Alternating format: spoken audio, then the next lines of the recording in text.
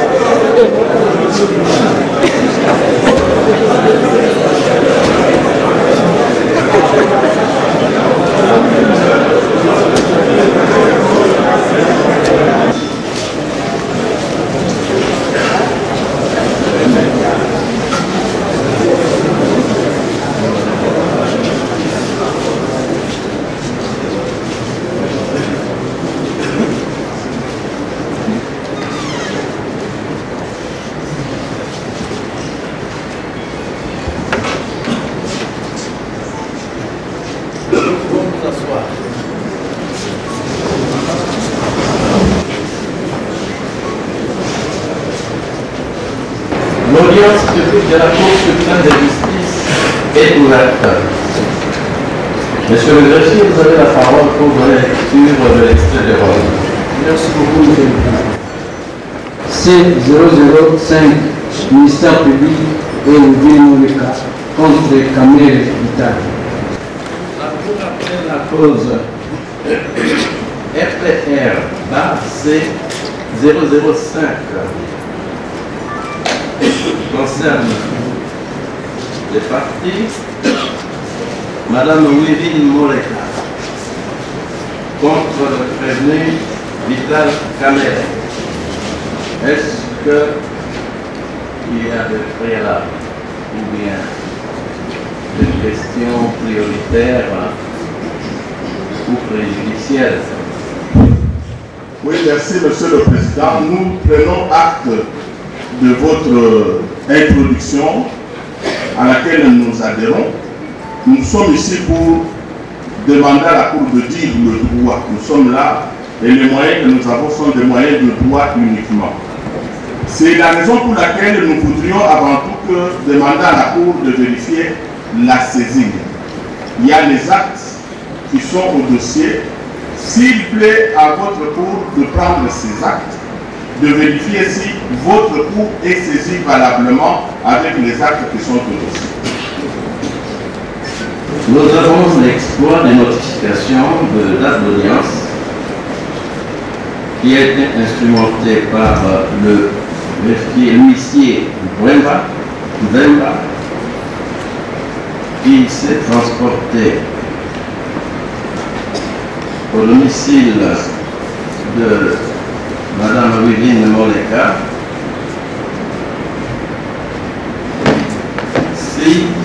27 avenue Montfleury, dans la commune d'Engaliema. L'huissier s'est exprimé ainsi. Et pour qu'elle en ignore, je lui ai, étant à l'adresse indiquée, ne l'ayant pas trouvé, puisqu'elle a déjà déménagé pour habiter au 64 de l'avenue Tombalbaï dans la commune de la Gombe, ne l'ayant pas trouvé ni parent, ni allié, ni maître, et y parlant à monsieur Babi Moussa, lequel nous a déclaré être au service de Madame Wivine Moleka. Notre aîné, monsieur Babi, m'a aussi déclaré, c'est Madame Babi.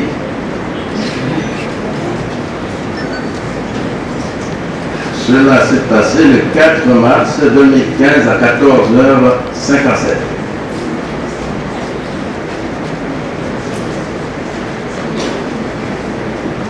Le deuxième exploit est intitulé citation directe. L'exploit a été signifié le 10 mars à 11h à M. Vital Kamere, résident sur l'avenue Croix-Rouge numéro 3, commune de Barumbu à Kinshasa. L'huissier a mentionné ce qui suit.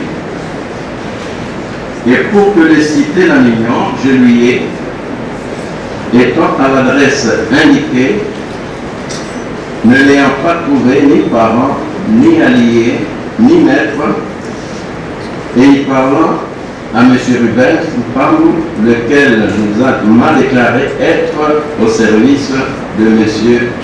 Kamel Vital. Pour réception, sur réserve de signer, mais reçoit la copie et il a dit qu'il n'a pas qualité de signer.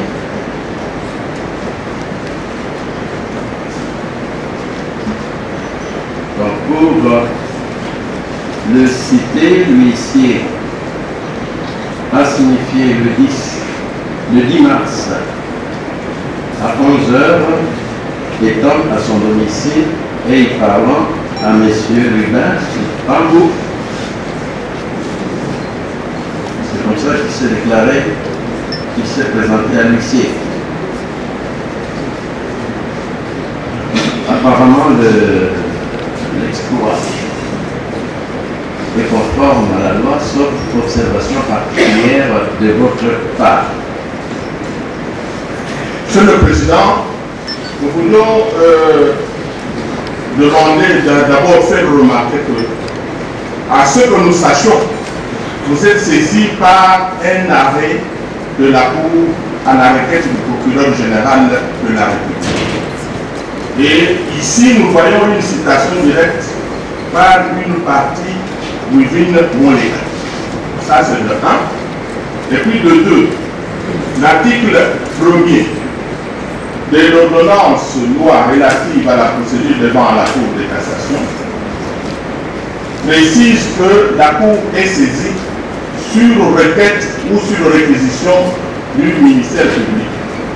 Dans le cas d'espèce, la défense estime que votre Cour n'est pas valablement saisie par cette citation directe, l'exploit non reconnu par l'article 1er, et à plus forte raison, par une partie privée, alors que votre Cour a été saisie à la requête du procureur général de la République, qui est donc la partie qui devrait poursuivre.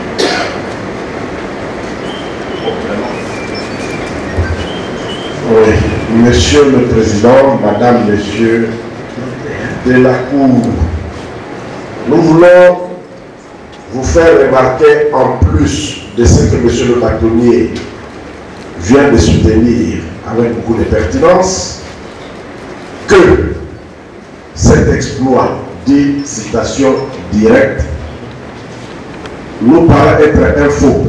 C'est un faux auquel vous n'aurez aucun égard. La citation directe est l'acte d'une partie, notamment la partie civile qui a subi des dommages du fait d'une infraction à laquelle citation, bien sûr, le ministère public viendra se joindre. Mais comment se fait-il que cette citation directe a pour en tête République démocratique du Congo, Cour suprême de justice, greffe pénale? Est-ce que les greffes commencent à faire des citations directes? Donc, votre Cour n'est pas régulièrement saisie à l'égard de notre client. En plus, nous pensons aussi, Monsieur le Président, Madame, Monsieur de la Cour, que vous n'êtes pas non plus saisi à votre propre égard. Vous n'êtes pas saisi. Qu'est-ce qui vous saisit d'après l'article 37, dernier alinéa de la loi qui fixe la procédure devant la Cour de cassation? Donc, vous faites office maintenant. C'est l'arrêt de toutes les chambres réunies. C'est ça qui vous saisit. Mais l'arrêt qui semble vous avoir saisi est l'œuvre de cette juridiction. Nous disons non.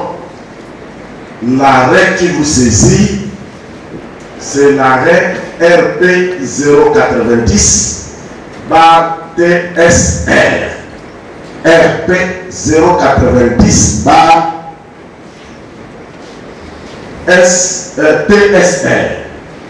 Si vous vous portez au 6e feuillet de cet arrêt, là où commence le dispositif de l'œuvre de la Cour, il est dit: c'est pourquoi la Cour suprême de justice, section judiciaire, siégeant comme cour de cassation en matière répressive, au lieu de toute section réunie, renvoie la cause devant la section judiciaire de la Cour suprême de justice.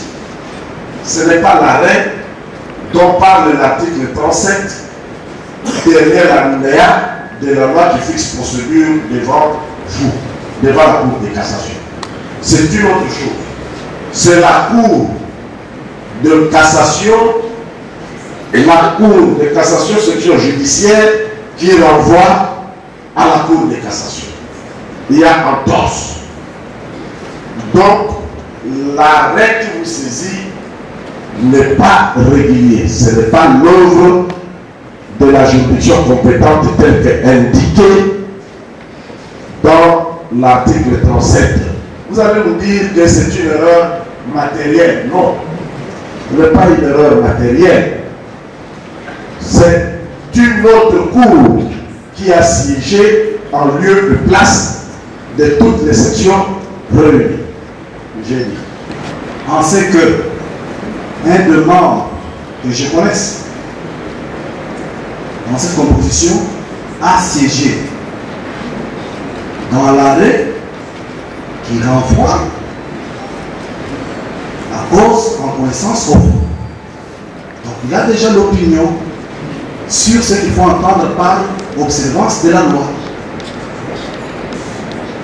Or, la juridiction de renvoi garde et doit garder la souveraineté d'appréciation d'applicabilité de la loi. Or, ce membre qui a déjà une opinion sur l'applicabilité d'une loi, je pense qu'il se trouve déjà dans les hypothèses de récusabilité si jamais il faisait partie de la composition devant connaître le fond de cette affaire. Il est utile de faire intervenir le civilement responsable. La Cour avait même pris la décision nous amenant dans la confusion entre partie civile et le civilement responsable en demandant aux représentants des partis de civilement responsables de se retirer. Je pense qu'il n'y a pas une année depuis cette année. Et donc, par rapport à la saisine impersonnelle, nous sommes au-delà de comprendre que votre cour puisse estimer valablement saisi. Et en application du principe d'antériorité des actes, lorsque l'huissier se rend compte par rapport à l'exploit que vous venez de dire que le travail a été mal fait parce que l'individu dit qu'il n'a pas qualité. Et ça, c'est une mention authentique couchée par un officier instrumental, un officier public. Nous devons faire foi à cet acte authentique dans tout son contenu. Et lorsque l'huissier dit, il dit que la personne n'a pas qualité de recevoir, comment peut-on dire que l'histoire a été valablement instrumentée? Raison pour laquelle, en date du 12, je ne sais pas si vous n'avez pas d'exploit, on est allé ailleurs, excusez-moi.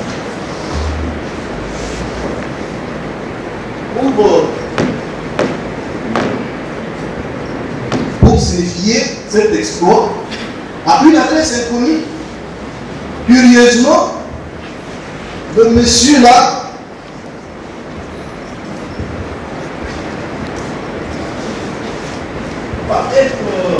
va s'étonner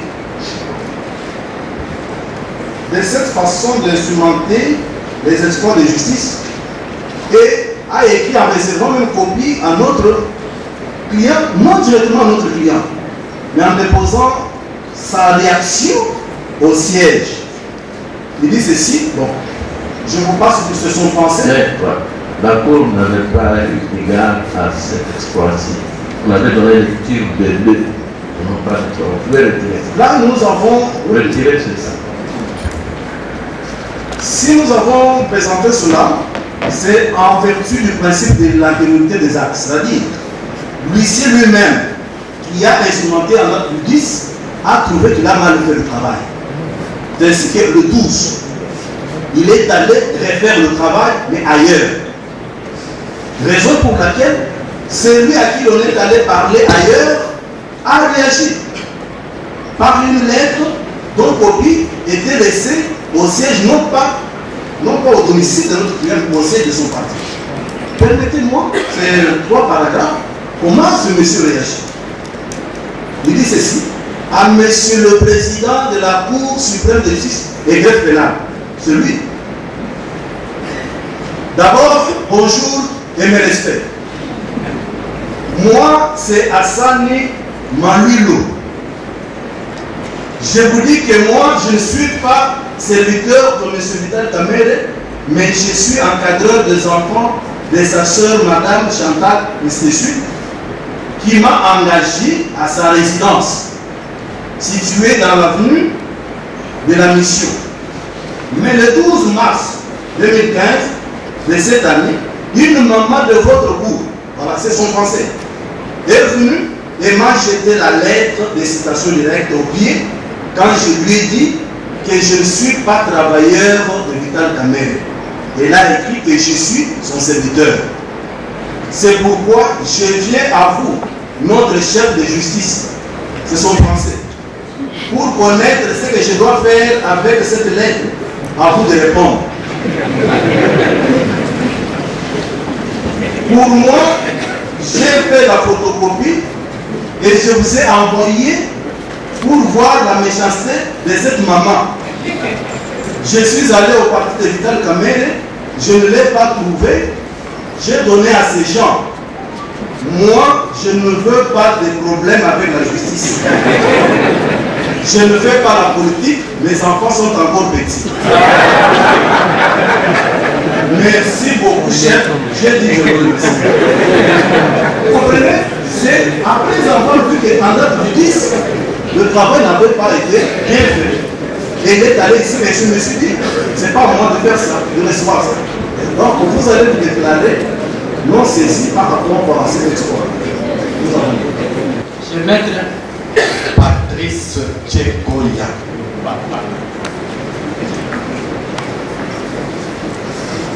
Il ou elle dit qu'elle s'est transportée sur avenue Croix-Rouge, numéro 3.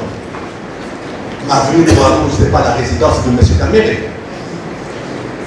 C'est le siège du parti.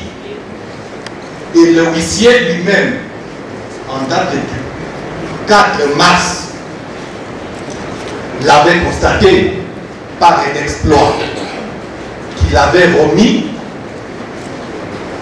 à M. Luamba, conseiller du secrétaire général de l'UNC, avec le cachet de réception de l'UNC.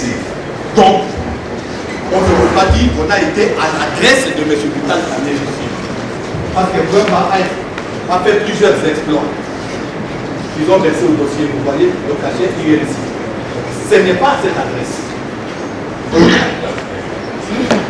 Par conséquent, l'exploit est illégible.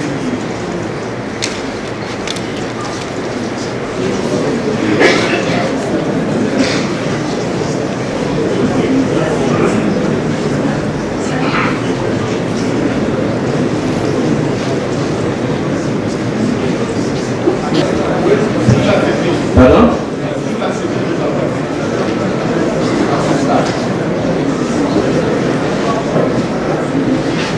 Est-ce que la partie civile a-t-elle des observations à formuler? En guise d'observation, nous vous dirons, Monsieur le Président, qu'on réponde à la question que vous avez posée, de savoir si la partie citée est dans la salle.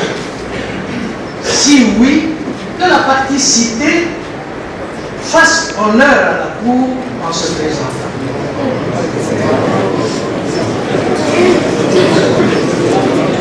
Vérifier si la partie elle-même est dans la salle.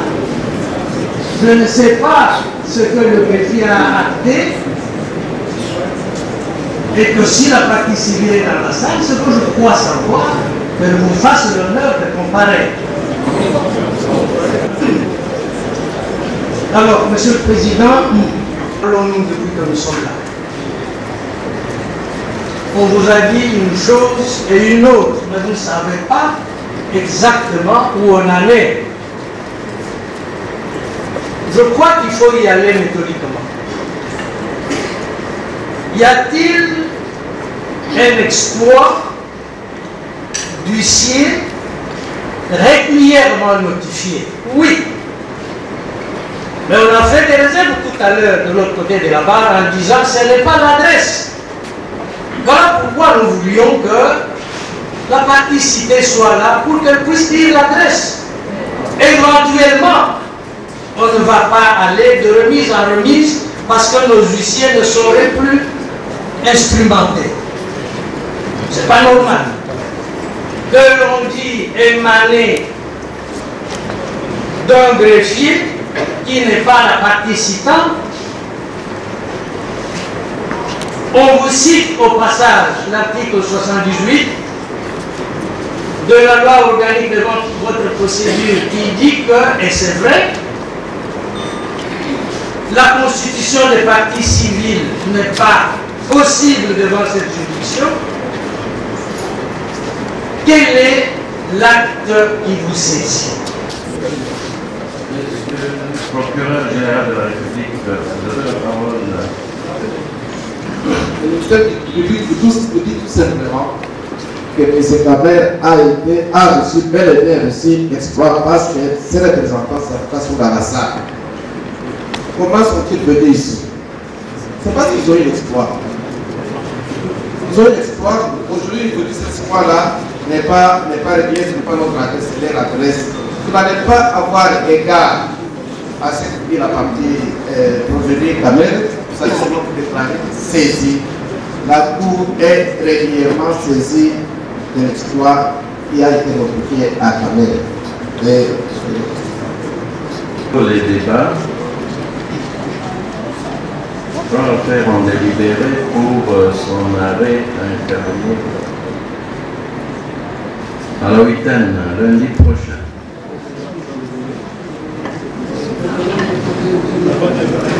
Vous pouvez déposer.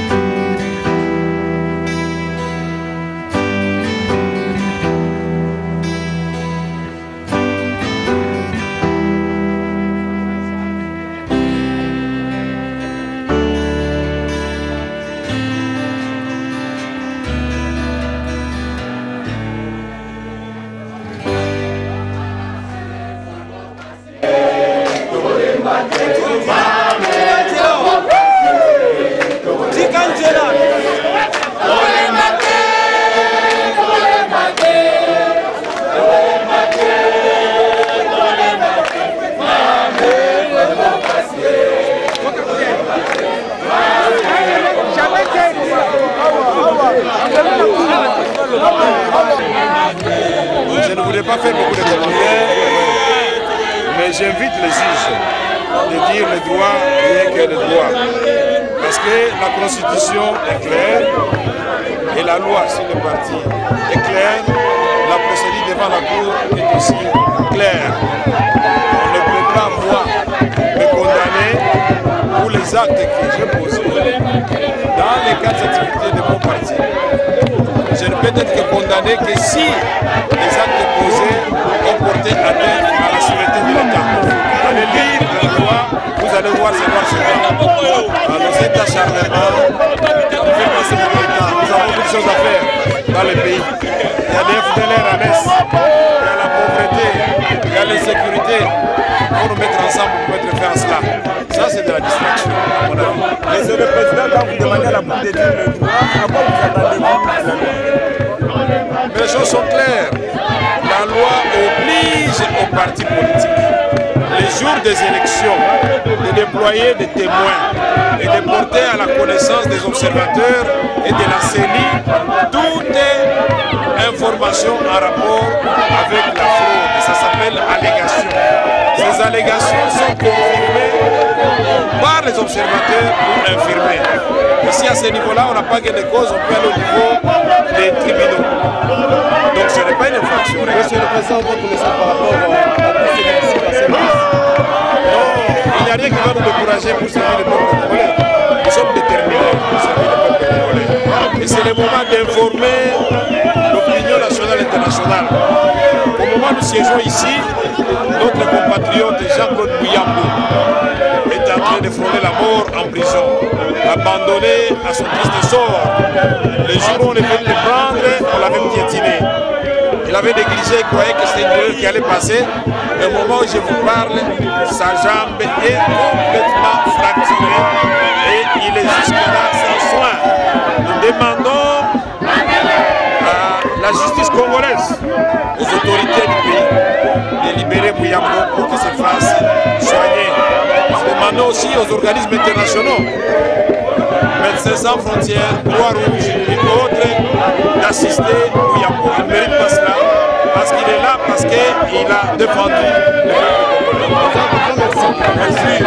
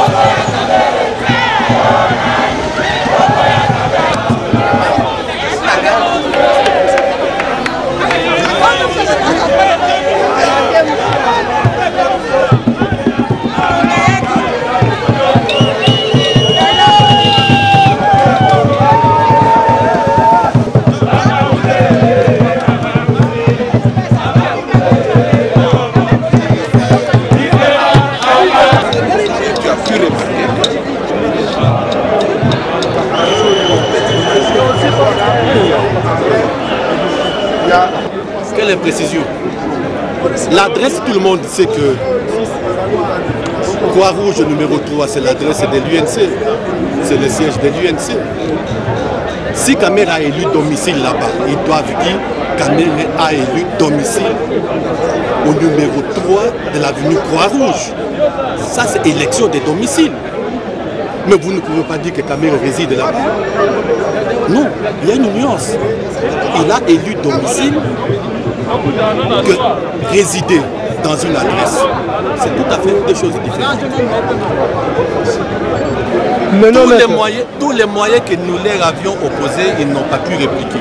Ils se sont attardés seulement à l'adresse. Point barre. Et les autres moyens. Quels sont les moyens, par exemple, sur lesquels vous avez appliqué? Je viens de les donner. L'irrégularité même de l'arrêt de renvoi. C'est la Cour suprême de justice faisant office de la Cour de cassation, toute section réunie. Cela a manqué. Et la Cour de cassation n'est pas saisie par voie de citation directe. L'article 78 de la loi portant organisation et fonctionnement de cette Cour est clair. L'article 1er le dit, la Cour est saisie par nulle part par citation directe. Et la citation directe qui comporte la mention Cour suprême de justice. Mais c'est aberrant. C'est aberrant. Et la Cour est saisie par quelle citation? Ce n'est pas à moi de leur dire. S'ils ne connaissent pas, qu'ils y viennent. Mais je parie qu'ils connaissent. Mais ils ne veulent pas le faire. Parce que la Cour s'est déclarée compétente après avoir réformé un jugement du tribunal de grande instance de Kinshasa-Gombe. Mais en ce moment-là, la Cour sait comment elle peut être valablement saisie. Ce n'est pas la première fois.